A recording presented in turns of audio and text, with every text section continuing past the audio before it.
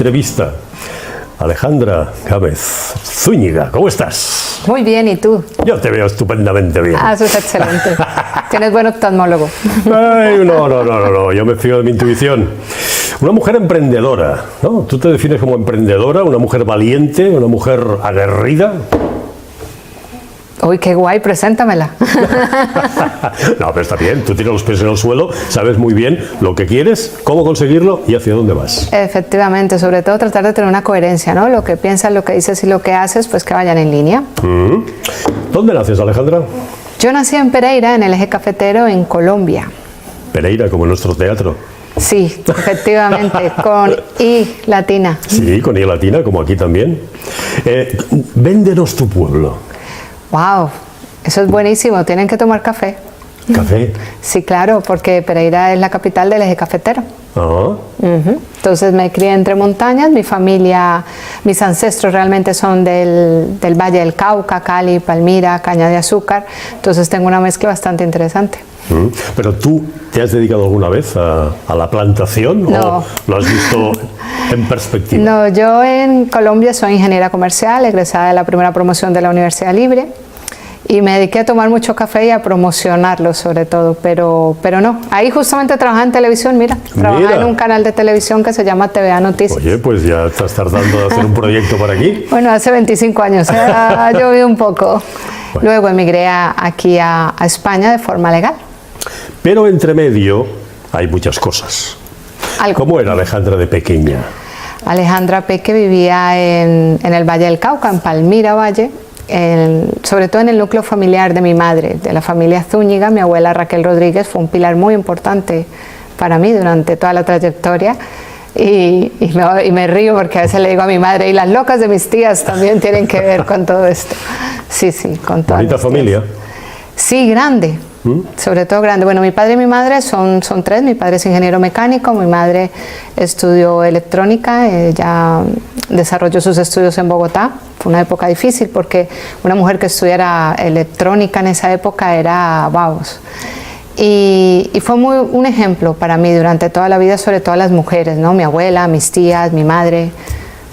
Fue determinante. ¿Y tus padres querían que tú estudiaras o tú eras un poquito rebelde y dijiste, no, yo quiero sacarme mi título y quiero trabajar en lo que yo quiero? No, ellos son ingenieros los dos. Entonces, claro, eso también hizo que en casa no hubieran fontaneros porque todo lo arreglaba uno o lo arreglaba el otro. Oye, qué bien. Entonces yo también tengo eso de ingenio, ¿no? De, bueno, voy a pintar la casa de verde bienes, ¿no? Pues perfecto, la pinto yo. Y ya está. Bien, hemos pasado, bueno, yo normalmente suelo preguntar una cosa, que es el primer recuerdo que tienes, lo primero que te marcó, ese recuerdo que tienes de cuando eras 3, 4, 5 años. La perseverancia al montar bicicleta. O sea, me dejé de medias rodillas en el pavimento, pero al final lo logré. Sí, creo que soy una persona perseverante, que a veces pueda que no se den las cosas, digo, bueno, ¿por qué no? Vamos a pensar. Entonces como que el cerebro se activa y empezamos a crear. De ahí viene también estudiar ingeniería, ¿no? La necesidad de crear algo nuevo, algo determinante. ¿Eras inquieta? ¿Eras tranquila? No, yo era el demonio. Yo todo preguntaba, ¿y por qué? Porque sí, no, porque sí no puede ser, tiene que haber una respuesta lógica. Sobre todo miraba mucho al cielo, me encanta la astronomía como ciencia. Entonces sí, a veces a los astros, a los planetas, quería ver una sincronía. Ah, mira, amanece más temprano, ¿en qué época del año? ¿No? Porque en Colombia no hay estaciones, pero así como aquí. ¿Tenéis un verano crónico? No. ¿O tropical? No, al ser montañoso es más bien primaveral. Hace más bien frío para que sea un buen café. Y entre montañas, pues entre lluvia y lluvia lo normal. En Pereira puede amanecer el sol radiante y luego al mediodía caer un aguacero que dice es el diluvio universal y luego a las 6 de la tarde no. ¿Sigues tomando café? Siempre, y de Colombia. ¿Cuántas tazas? Depende, porque a mí el café no me hace nada. ¿Qué me dices? Solamente me calienta, entonces soy muy fría, entonces depende del frío. ¿Te lo tomas calentito, no con hielo? No, calentito. Bien. Sí. Pasamos a la época de adolescencia, que es una época compleja. Descríbete como adolescente. Bueno, salió la época de ser modelo, reina de belleza, emigré a los Estados Unidos. No corras tanto, no corras tanto. Para ser reina de belleza, de tu barrio, tu ciudad, tu... Empezó en el cole. Primero fui reina de belleza en el cole, Además, no ganaba los reinados por ser la más guapa, sino la que mejor respondía a las preguntas. ¿No? Tenía... Bueno, a ver, eso es discutible también, pero bueno, da igual. Dime. El primer reinado fue en Palmira, el reinado de la agricultura, me acuerdo tanto. Y empecé, tenía 9 años, pero tenía que empezar a hablar de la caña de azúcar, porque Palmira es la capital de la agricultura en Colombia. A ver, los reinados de belleza ahí tienen que ver mucho con el turismo. Entonces siempre enlazan belleza con turismo. Entonces yo quería romper el mítico eslogan de la reina que es ignorante, ¿no? Yo quería ser una reina lista. Y no solamente... Hay grandes vídeos de momentos apoteósicos, de preguntas muy tal y respuestas un poquito psicodélicas. Efectivamente, entonces no, yo quería ser una reina inteligente y que incentivara a las otras niñas a estudiar, más que a seguir un patrón de belleza. ¿Te apuntarías ahora a un concurso de belleza? De jurado, tal vez. Bien, ganas un concurso de belleza. ¿Uno fue? ¿O varios? 4. ¿Y qué te dan? Bueno, además de la corona y todo esto, me permite, sobre todo con 9 años, impulsar de que las mujeres no teníamos un eslogan, ¿no? Que en ese tiempo, en el 1987 fue esto, el 30 de octubre justamente. Promover, sobre todo a nivel colegio, que no era solamente un eslogan o un canon de belleza establecido, sino estimular a estudiar, a crecer por medio de la inteligencia. ¿En tu país se hablaba de feminismo o de femenina? Femenina, en esa época era ser femenina. Pero había un patrón que mi madre me ahorcaba por esto, que yo nunca respeté. A mí me metían a clases de costura y yo era un desastre. De cocina, bueno, los podía envenenar, me daba por echarle un poco más de otras cosas, ¿no? A ver qué pasaba. Y entonces la olla hacía pum. Hubieras estudiado química y mira, o yo qué sé. ¿Cuándo decides tú o tu familia decide trasladarse? Bueno, de Palmira saltamos a Pereira, que es la capital donde yo nací, de Risaralda, el Valle del Cauca, es otra comunidad, está un poco más al sur. ¿Distinta de donde venías tú? Sí, totalmente, empezando por la forma de hablar, no tiene nada que ver. En Pereira fue curioso porque claro, yo era rara no, lo siguiente, no cosía, no tocaba ningún instrumento de música, tenía el acento del Valle del Cauca, que no tiene nada que ver con el país. ¿Es muy diferente dentro del mismo país? ¿O? Sí. Por ejemplo, el del Valle del Cauca te dice, hazme el favor, pásame ese pan, pero móvete. El paisa te dice, hola mi amor, ¿qué tal? ¿Cómo estás? ¿Me pasas por favor el pan?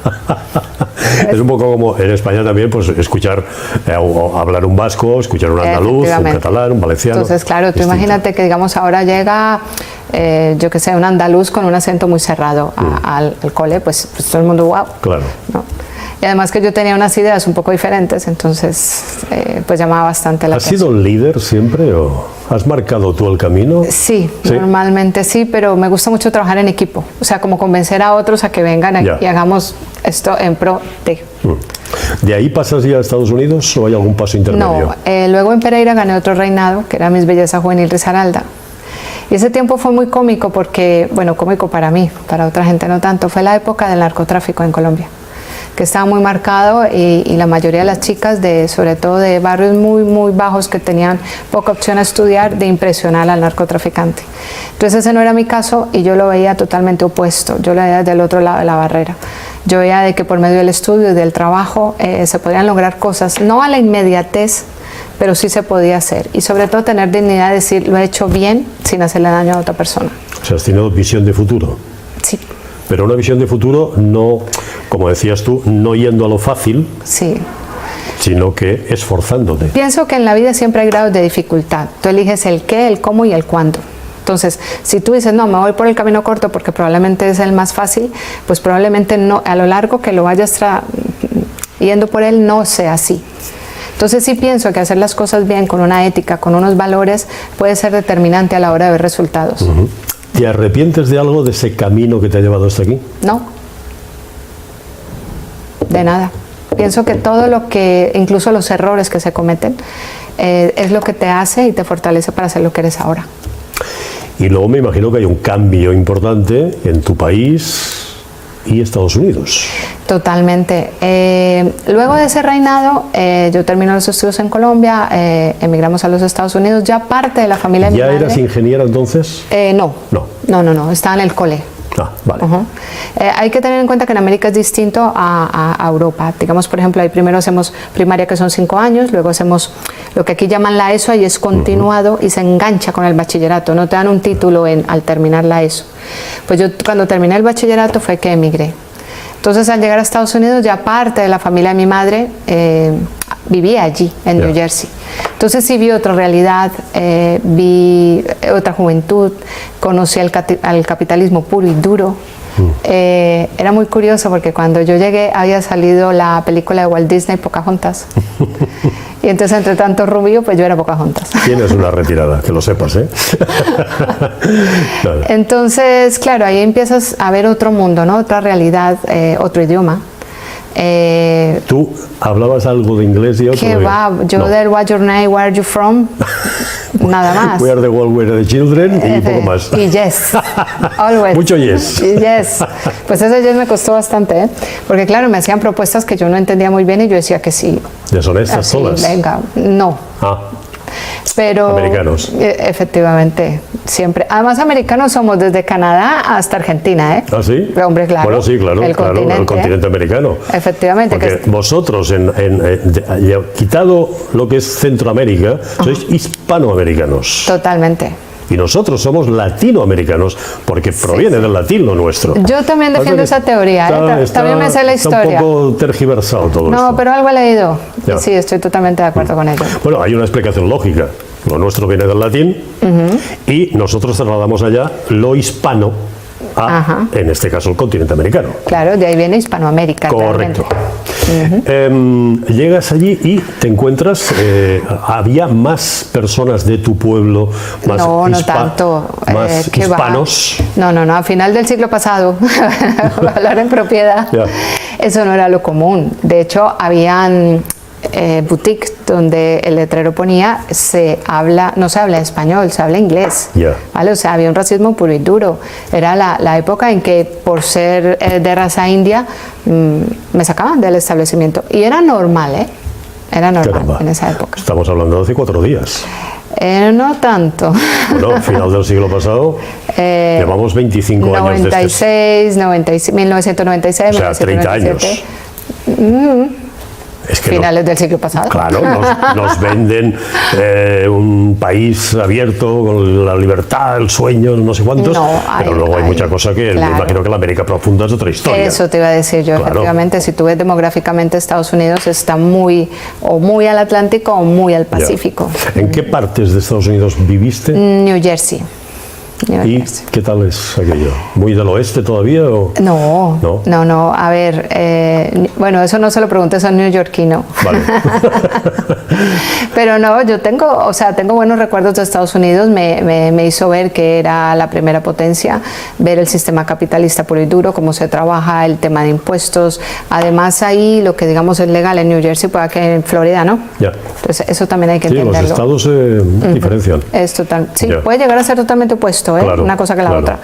Me gusta mucho, sobre todo, de la raza de Hispanoamérica, que es muy pujante. Realmente lo que es Estados Unidos ahora, las bases tienen que ver mucho con América en general. Y hay gente trabajadora, me imagino, ¿no? Sí, mucho, muy arraigada, sobre todo hay mucho patriotismo. Cuando yo estuve en el college ahí, te meten Estados Unidos en vena, O sea, somos number one. Siempre. Allí pones la bandera y no te llaman de todo, como aquí, los analfabetos. Es algo que yo la pongo, pongo la de España y la de Colombia además. Es que no entiendo yo ese. Sí. ¿Por qué? Pero bueno, vaya cada cual. Allí sigues estudiando. ¿Hasta dónde estudias allí? Hasta ahí, bueno, más o menos que sería middle school, algo así. Luego yo regreso a Colombia, mi madre estaba pasando por una época un poco vulnerable y empiezo a estudiar ingeniería en la universidad. Entonces estudiaba ingeniería de lunes a viernes y los sábados estudiaba técnico en sistemas, o sea, en informática, para no aburrirme. Bien. Entonces en todo ese trayecto empecé a estudiar ingeniería comercial, que mira, ya que lo comentas, fue primera promoción. La ingeniería comercial nace de Chile, de una crisis económica que había y da solución a determinados problemas, entre ellos como la inflación. Entonces la ingeniería comercial se creó para tener un ingeniero industrial que supiera también de administración, que supiera de finanzas y administrar una empresa. Y yo, pues mira, esta carrera me mola. Y empecé a estudiar tanto que en esa época, como no estaba aún registrada, porque era la primera promoción, pues sobre octavo semestre empezamos a hacer el papeleo con el Ministerio de Educación de Colombia para que lo aceptara. El que en ese tiempo era mi profesor de álgebra lineal, que se llama Diego Montoya, que ahora es decano, pues con él y otros estudiantes también lideramos para que la ingeniería fuera lo que realmente soy, que yo ya no sé en qué promoción van, pero bueno, ha llovido un poquito. Entonces, con ese título universitario de ingeniería, yo era casada, bueno, ahora también. Mi ex esposo se vino para España y cuando él se regularizó me trajo de una manera legal. Que este tema me gustaría tocarlo porque España, a nivel legislativo, es de los países que más da la oportunidad de que la persona llegue de forma legal. Entonces yo llegué por medio de una reagrupación familiar que aún funciona así, por ejemplo, tú traes a tu cónyuge y lo traes con permiso de residencia. Luego el permiso de trabajo se lo tiene que conseguir 90 días, me parece. No. ¿No? ¿Es más? No. ¿Menos? Los 90 días es un visado de turista, ¿vale? Tienes razón, sí. Que se le da a los países cuando no tienen ningún visado establecido. No hay un convenio, ¿no? No hay un convenio. Vale. Entonces, digamos, ahora Colombia, hay otros países que también lo tienen y hay otros países que sí tienen que venir con un visado. ¿Qué pasa cuando un país pide un visado? Digamos que España le pide un visado a otro país. Es porque necesita ver la garantía de que esa persona no se quede de manera irregular en el país. Pero a mí me han dicho que hay gente que se queda. Mucha. Entonces, digamos, ahí hay que hacer una regularización, porque claro, si damos esto tan... España está pasando por un momento que no tenemos dinero ni para nosotros mismos. Entonces es algo muy teórico. Si yo tengo mi nevera llena y están mis 2 hijos, obviamente yo le tengo que dar de comer a mis 2 hijos. Así el vecino la esté pasando muy mal o el del bloque de allá de la otra calle también la esté pasando muy mal. Yo creo que primero tengo que prever a mis hijos y ya si eso le doy al vecino y al del bloque de más allá. Entonces, ¿por qué hago énfasis en esto? Porque efectivamente ahorita tenemos una cantidad de personas en situación irregular que tienen una profesión en su país de origen y que en España hace falta mano de obra calificada y no cualificada. Cuento un poco mi historia para que sirva de ejemplo de que sí se pueden hacer las cosas. Cuando yo emigré a este país, yo llegué con residencia, más no con permiso de trabajo. Lo primero que hice fue, que en ese tiempo era cartero, yo voy al cartero y me da una emoción, fue consultar en el Ministerio de Educación si mi carrera existía, porque ingeniería comercial aquí como tal no existe. Después de unos meses y mandar muchas cartas, me dieron respuesta y me dijeron que tenía que verlo en el catálogo de carreras universitarias en España. Ahora eso es mucho más fácil porque lo pueden hacer por la página del Ministerio del Interior o el Ministerio de Universidades. Efectivamente no había la ingeniería comercial, pero había económicas, había administración de empresas, que en ese tiempo eran grados, licenciaturas, perdón. Entonces efectivamente yo mandé todo mi expediente con sus respectivos sellos, con todas las apostillas, porque hay que entender de que España tiene que tener la seguridad de que tú has estudiado esto, y sobre todo en determinadas carreras. Tú imagínate un médico que no lo sea, un arquitecto que no lo sea, ¿vale? Entonces hay que entender de que todos estos procesos tienen que ser así y tienen que ser demorados y que se tienen que dar de una manera legal, con apostilla, etc., etc., traducidos al castellano. Con toda la seguridad. Efectivamente, porque si yo tengo un médico y sé que España no es tan rígido en esto y me va a atender, pues a mí no me va a dar mucha confianza, ¿sabes? Entonces hay que entender también de que gracias al sistema, marco legal que tiene España, esto es permitido. En Estados Unidos yo puedo ser lo mejor en lo que tú quieras, que a mí no me van a valer nada de Colombia, ni de México. Porque no convalidan, ¿no? No convalida. Entonces a veces sí escucho, que ya iremos en qué trabajo, que se quejan mucho a veces de España, pero piden mucho papeleo, pero esto es muy largo, o tal. Yo pienso que hay que ser un poco más agradecidos del país de acogida y agradecer lo que se tiene en general. Y esa es una de las ventajas que tiene España, que te permite homologarlo, incluso el bachillerato. Y es muy distinto tú exigirle a España que te pague bien dentro de lo que cabe si no le has demostrado que tú tienes unos estudios. Claro. Entonces es vital, esta entrevista aprovecho para decirle a las personas extranjeras, estén en situación regular o no, porque también se puede homologar con pasaporte, de que se animen a homologar esos estudios. En la página del Ministerio de Educación o el Ministerio de Universidades le dan toda esa información. Hay un correo que incluso puedes escribir y hacer tu consulta un poco más personalizada, pero sed concretos, no os enrolléis mucho que llegan muchos correos. Y hay personal también que lo atiende. tú has montado una empresa que se llama AE4 Baleares. Bueno, es una asociación. Bueno, perdón, una empresa, sí. Has fundado esto, sí, de la cual eres presidenta. ¿Cuál es el propósito de esto? Bueno, pues a raíz de haber hecho esa inmigración de una forma legal, haberme sacado el permiso de trabajo y, bueno, he sido empleada, he sido autónoma, he estado en el paro, me he formado otra vez, he vuelto a la universidad, he hecho una oposición con el Ministerio de Justicia. O sea, digamos que me ha hecho poder decir y crear algo en base a la experiencia, ¿vale? Entonces, porque a veces tú dices, no, hay que hacer esto, ¿lo has hecho tú? No. Entonces como que pierde fuerza eso que te quieres transmitir. Yo trabajé en una gestoría en el año 2021 y me acuerdo mucho que llevaba al área de seguros y escuchaba extranjería, que a veces daban una información que no era y les cobraban una cantidad de dinero que tampoco era lo que debería ser. Entonces ahí yo me empecé a plantear que algo estaba haciendo mal, porque esa persona luego se iba, hacía una cosa, perdía el permiso de trabajo o de residencia o la oferta laboral, y eso repercutía no solamente en esa persona y su núcleo más cercano, sino que tal vez en el país de origen, porque mucha gente cuando emigra, el resto de la familia depende de esa persona. Entonces, ¿te refieres al dinero que puede mandar efectivamente, allá? Efectivamente, el dinero. Entonces, y no estamos hablando solamente de Hispanoamérica, también de Asia, de África, ¿vale?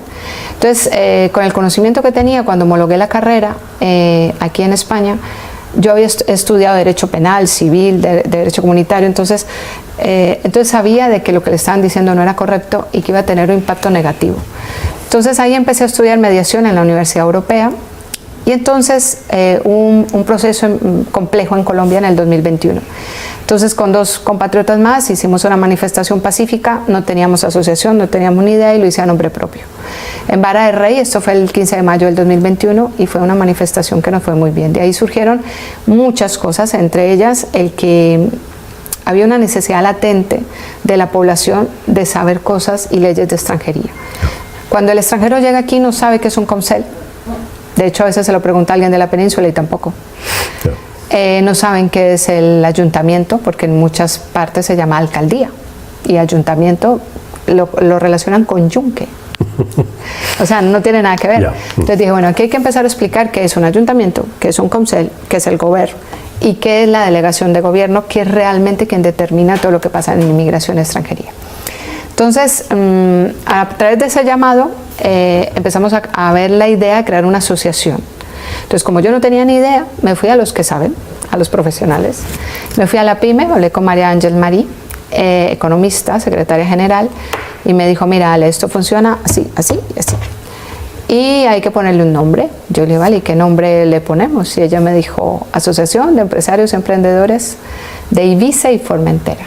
Y yo le dije, ¿y extranjeros? Y ahí viene AE4 Baleares. Claro. Inicialmente el 4 es de empresarios, emprendedores, extranjeros de Ibiza. O sea, las 4 E eran esas E. Pero después esas 4 se convirtieron en cada isla de Baleares. O sea que tu asociación ampara Mallorca, Menorca, Ibiza y Formentera. En cada una creé una. O sea, son 4 asociaciones. ¿Y quién se acerca y qué preguntan? Pues mira, a veces yo creo en Dios, yo a veces pienso que Dios nos junta y nos desjunta. Pues llegaron en ese momento, además de María Ángel, llegó el comisario Manuel Hernández, que es un pilar fundamental en todo este proceso. Además lo admiro mucho como persona. Este comisario, ya somos 2, Sí, pues sí. Guay. Pues él fue el que llamaba al COMCEL. En ese tiempo dijimos, bueno, hagamos una jornada de extranjería.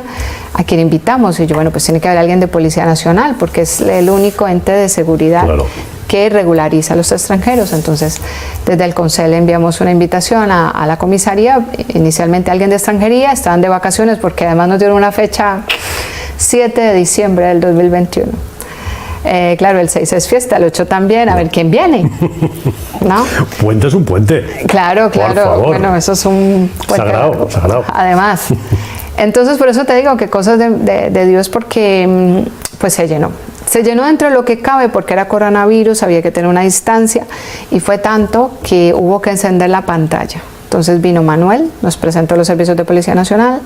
Obviamente yo hablé de extranjería, invitamos a una abogada que vino de Palma a hablar de pensiones, y Livia, que había recién empezado con su gestoría, a hablar de arraigo, ¿no? Y cómo regularizarse. Fueron 2 horas y media y nos faltó tiempo. Entonces, a partir de ahí empiezan a llegar más preguntas. Yo fui a la PYMEF, María Ángel me dijo, esta es el acta, estos son los estatutos, mira a ver qué puedes poner, quitar. En ese proceso, yo soy de Santa Eulalia, fui a donde la alcaldesa, le presentó el proyecto, que era una charla pequeña, que se iba a llamar Lo Nuestro, como mucho irán 10 personas, y me dice, no, yo no lo veo así, yo creo que esto es más grande, y me envió a Santa Eulalia Empresarial. Y en Santa Eulalia Dani me dice, que ya no está allí, pero en su día me dice, no, esto se va a llamar Foro Económico Extranjería. Y yo, ¿foro de qué? Pero que es una charla que no puede... Se está cogiendo ya un empaque importante. Claro, o sea, yo ese día salí con el papel en la mano y yo decía, madre mía, un foro.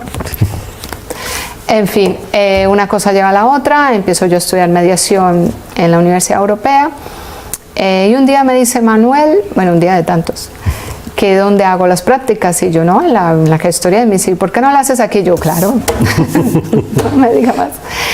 Y me gradué un año después, pero recuerdo que fue, una experiencia, me cambió totalmente el concepto de muchas cosas. Empecé a trabajar con la UCRIF, empecé a atender extranjeros, empecé a darme la importancia que realmente tiene la Policía Nacional, que no lo dimensionamos, porque muchas veces en América, incluso en el mismo Estados Unidos, la policía es otra cosa. Bueno, ahí policía, claro, está, pero no tiene la figura que tiene nacional aquí. Ahí tiene, digamos, hay más entes de seguridad. Entonces, a raíz de ello, la primera firma de la asociación fue en la comisaría de Ibiza. Fue muy emotiva porque somos de diferentes nacionalidades, de diferentes sectores económicos, y esto fue una de las cosas que más le gustó a Manuel, ¿no? Que no era que porque yo soy de Colombia, entonces solo colombianos y solo atendemos a colombianos, no. Esta era de todos los extranjeros. De hecho, en junta directiva siempre hay algún español, porque de eso se trata el engranaje, ¿no? Entonces creamos AE4 Baleares Ibiza y Formentera, inicialmente ese era el nombre. Y bueno, la cosa se queda ahí. Pero empezamos a movernos, a ver de que la gente tenía esa reciprocidad, y la noticia llegó a la Jefatura Superior en Palma de Mallorca. Entonces, por Palma. Y más o menos fue más de lo mismo. Ahí, digamos, fue épico en Palma porque es la Jefatura Superior, que se firmara una asociación dentro de la Jefatura Superior con Fernando Reboiras, que es el comisario, y con Fernando Chacón de Participación Ciudadana, pues fue realmente histórico, ¿no? Porque saltar de una islita pequeña allá a Palma, pues, y con ese respaldo, pues estuvo muy bien. Pues esto llegó a Mahón. En Menorca hay 2 comisarías, Mahón y Ciudadela, nos decantamos por la capital y ahí también firmamos. Entonces ya con esta trilogía, pues fui donde María Ángeles, ya somos 3. Venías con la mochila cargada, ¿eh? Siempre que llego ahí, ella me dice, a ver qué me cuentan. Hicimos el primer foro en diciembre del 22 con el Ayuntamiento de Santa Eulalia Empresarial, con el foro que decía foro, me decía, wow, eso es tan grande. Luego hicimos el segundo en el 2024 con el apoyo del Comcel, de María Fajarnés y Vicente Marí. Procuramos hacerlo variado, siempre le colocó cultura, pero una cultura elegante. Ahí hablamos de café, mira por dónde, hicimos una conexión con Altamira Café en Risaralda. Y entonces, ¿qué pasa con esto? Es hacer un engranaje. Digamos, empresas de Menorca que quieren ser destacadas en Palma y en Ibiza, pues que se den a conocer, y viceversa. Porque al fin y al cabo, cuando yo iba viajando en cada isla, además también por trabajo, porque resulté trabajando en una entidad bancaria que tenía 4 sucursales justamente en Formentera y en las Pitiusas. Entonces empecé a conocer más empresarios de todo índole. Entonces hacía mi parte de banco y les hablaba de la asociación. Entonces, de una manera u otra, pues nace AE4 Baleares Formentera. Entonces, en Formentera hay otro perfil. Cada isla tiene un perfil diferente. Sí.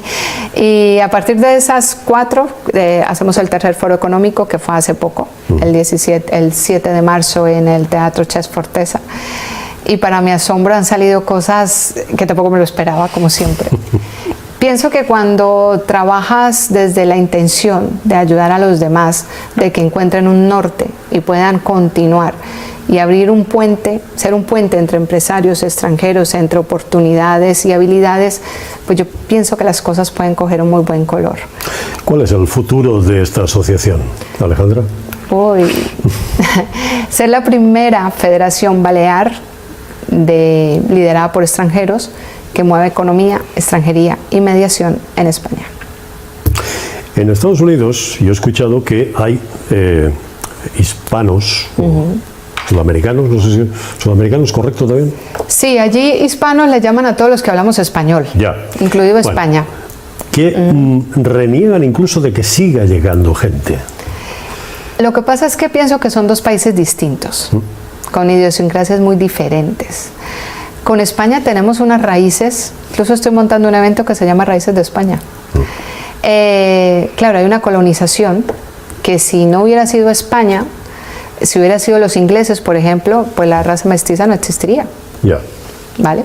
Entonces pienso que son dos países diferentes. Estados Unidos sigue siendo una potencia mundial, es un país capitalista puro y duro. La gente que normalmente emigra a Estados Unidos piensa es en el dinero, no en calidad de vida, porque ahí tendríamos una diferencia. En cambio, el que emigra a España pensamos en una calidad de vida y creemos en la familia, ¿vale? Que eso es un valor que sigue teniendo la hispanidad como tal. Hay una raíz, mi apellido es Gámez Zúñiga, que te voy a contar. Español. ¿Vale? Claro. De hecho, mi primer trabajo me lo dieron porque pensaban que era vasca. O sea, que imagínate tú. Aprovechando fortalezas, ¿no? Entonces, una de las cosas, dando respuesta a lo que me preguntas, es que pienso que la inmigración a nivel del mundo, en la historia, siempre ha existido. La forma es cómo la ejecutamos y de qué manera hacemos que sea coherente y que sea benéfica para todos. Una migración organizada, Sí. bien gestionada. Efectivamente, eso es lo que promovemos en AD4 Baleares. ¿De qué manera? Mediante el ejemplo, porque hay otros empresarios. Yo procuro rodearme de gente mejor que yo.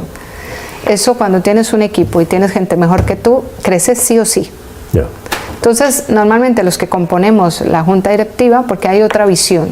La visión que yo tengo no es crecer de asociación, que me paguen 5 euros mensuales y con eso vivir yo. No, porque eso es lo que siempre pasa. Y al final termina siendo, o sea, no sale adelante la asociación. Entonces, yo pienso que si haces A, B, C y te sale mal, pues habrá que cambiar de estrategia. Habrá que, o sea, tienes que tener otros resultados. Si quieres otros resultados, tienes que cambiar la fórmula. Claro, si siempre hace lo mismo. Claro, y no te da, Ya. tienes que cambiarla. Entonces, esta es al revés. Hemos creado 4 asociaciones, pero para fortalecer una federación balear. Y que esa federación balear es el inicio de la nacional. Porque a raíz del foro, a ver, yo creo mucho en el regar semillas, ¿no? Porque va a llegar un momento en que vas a cultivar. Entonces yo he dejado algunas semillas en Madrid, entre ellas un contacto vital que gracias a nuestro comisario Manuel Hernández, digo nuestro porque es que lo siento mío, él me llevó al contacto de José Nieto en Madrid, que es el comisario jefe de la UCRIP, y con José mantengo una relación bastante nutrida, ¿vale? Él me da mucha información y yo creo que le doy buen uso. Y también desmiticar esa figura de la Policía Nacional que solo está para cumplir la ley, ¿no? Hay muchas cosas como participación ciudadana, por ejemplo, entre otros departamentos que nos ayudan, la UCRIF, la UNAEF, que ayudan no solamente a las familias y a las mujeres, sino también a todos los ciudadanos en general. Es más, una de las páginas que solamente tiene el enlace de Policía Nacional somos nosotros, y eso está autorizado. Entonces eso también da una seguridad. Entonces, en el foro, por ejemplo, invitamos al comisario de todo Baleares de extranjería, que les agradezco muchísimo todo lo que hicieron en el foro, y hablaron de la trata, por ejemplo. Entonces, eso en redes sociales está subido. Entonces, ¿cuál es nuestro objetivo? Ser una federación nacional, la primera en España que mueva economía, extranjería y mediación, mediante la cual tenemos una representación de todos los extranjeros y poder algún día, entre otras cosas, decirle al Congreso: esto es lo que se debería de hacer para que esto funcione dentro del marco legal español. Claro. Porque lo que promovemos es la inclusión, pero inclusión de la buena, de la gente que viene a trabajar, Claro, que viene a pero aportar. Para eso hace falta que tengas un respaldo importante de todas las personas. Si tuvieras en 30 segundos que dirigirte a las personas migrantes que están llegando o que han llegado y que no saben muy bien qué hacer, ¿qué les dirías? Primero, que se informen del país donde están.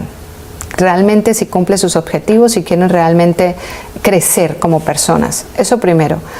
Primero que conozcan lo que son, o sea, por medio de nuestras páginas sociales, en redes sociales, AE4 Baleares, Instagram, YouTube y Facebook, pueden encontrar información totalmente gratuita para hacer esa integración, porque hay que ver el país de origen. De acuerdo al país de origen, tú te puedes posicionar en España. Lo segundo es que respeten las costumbres de que ya están y sobre todo que amen a este país, porque es el país de acogida que les está abriendo las puertas. Y tercero, que el que persevera alcanza. Las cosas se pueden lograr si se hacen de una buena manera y con buena educación y respeto. Alejandra Gámez Zúñiga, ha sido un placer tenerte aquí y escucharte. Pues igualmente. Hemos aprendido mucho, que lo sepas. Eso me parece muy bien, para eso estamos. Gràcies i hasta pronto. Hasta luego. I a tots vostès, gràcies com sempre per la confiança i per la companyia. Fins una altra. Molt bona nit.